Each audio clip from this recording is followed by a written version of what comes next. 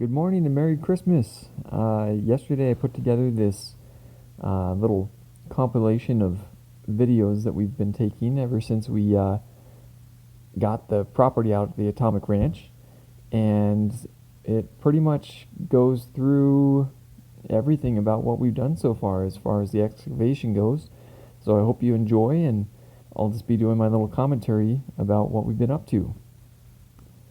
So when we first purchased the property, it was just 12.5 acres of vacant property. The previous owner had dug down at the excavation, if you've been following what we've been doing. But after about 5 years, he covered it back up, and all of the prairie grass started growing again. And well, this is pretty much what the pit looked like by the time that we purchased it. So once we got Alice out there and got the Conex box for parking it in, we started to pretty much just re-excavate it, but without an excavator. We did it with our dozer, and our dozer goes super duper slow, probably a max of 1 to 2 miles per hour, just depending on what she's carrying. So, but she's definitely a hard worker.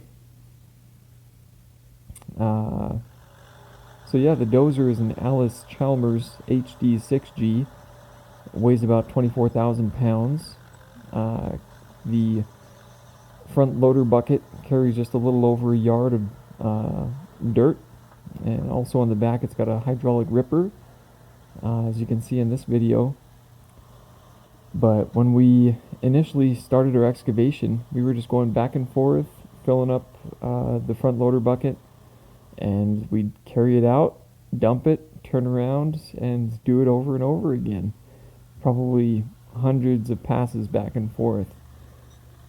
There's our friend Blue with his little bobcat in the background there. He came out and brought his bobcat for 2 or 3 days and made a fair dent in doing the excavation with us.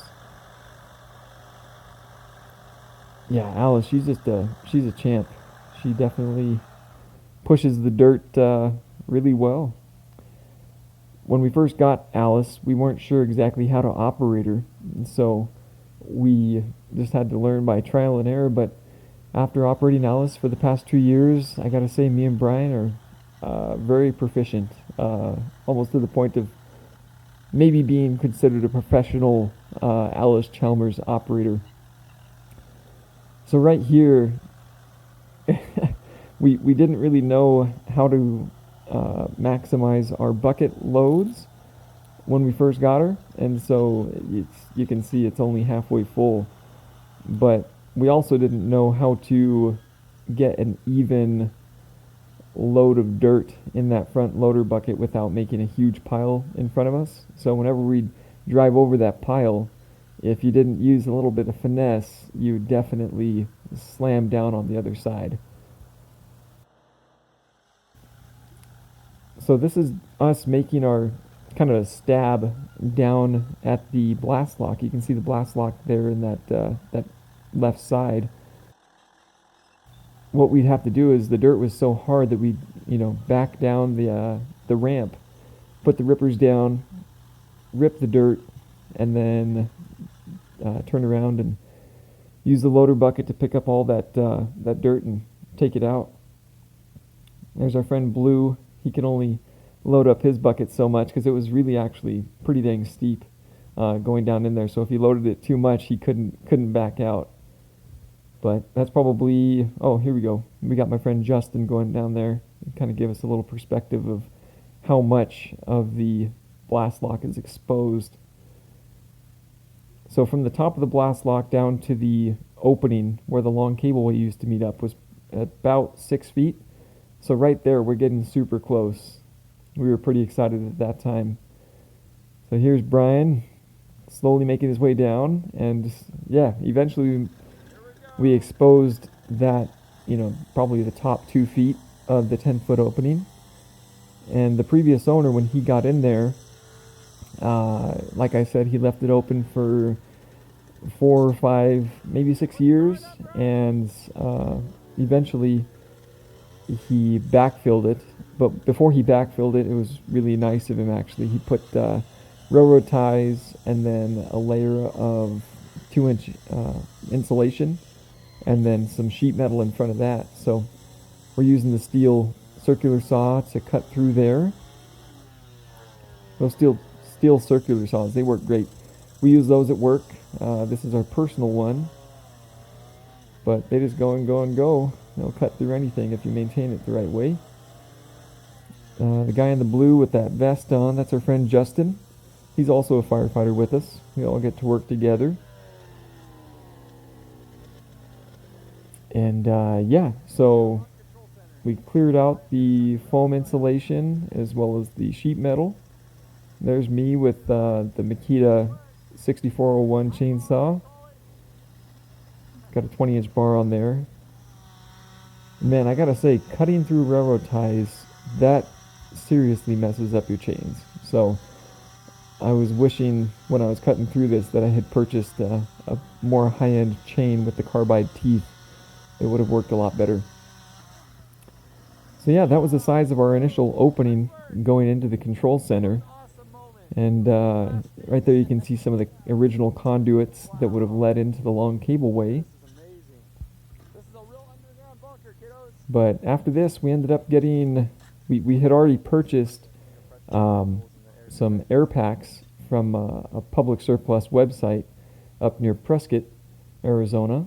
And they work great. So the bottles were already filled. They were ready to go. And so we put those on and went down to the control center for the first time. We weren't sure what the air quality was going to be like in there. And we didn't have any of our own personal air monitors. So the next best thing is to wear your own SCBA, and you're breathing in good fresh air that way. So this is going into level 2 of the control center, and I gotta say it was pretty spooky that first time that we went in there. We knew what to expect, but you know, who knows? There are zombies in there. I don't know. This is going up to level 1 of the control center. Yeah, just going in there, we were so excited to get in there because we've been digging for a whole week, and you know, this is like the ultimate ending to the week. So we finally get in and we were able to explore it. It was a great time. I think I have another video of that actual footage going in there. But after we made that initial entry, we ended up burying back up that opening going into the control center because we didn't want any trespassers to get in there and hurt themselves. So after that, we just used Alice to lengthen that runway going in there down into the excavation because we knew it had to be a lot bigger because it was really, really steep, that initial opening. So a month or two later, we rented a backhoe, four-wheel drive backhoe, and it worked great. We smoothed in the sides, got it a fair amount deeper and longer. This is my dad's little Toyota Tacoma. We brought him down there and showed him our progress and threw it in 4-low, and we figured we'd send him down in there and out. So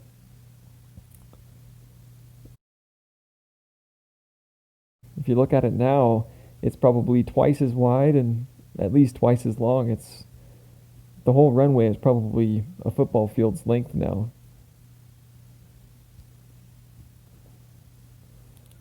Go for it. Oh, and here's Henry. He wanted to put his tricycle to the test, and he made it down safe. He slowed himself down enough that he didn't get hurt.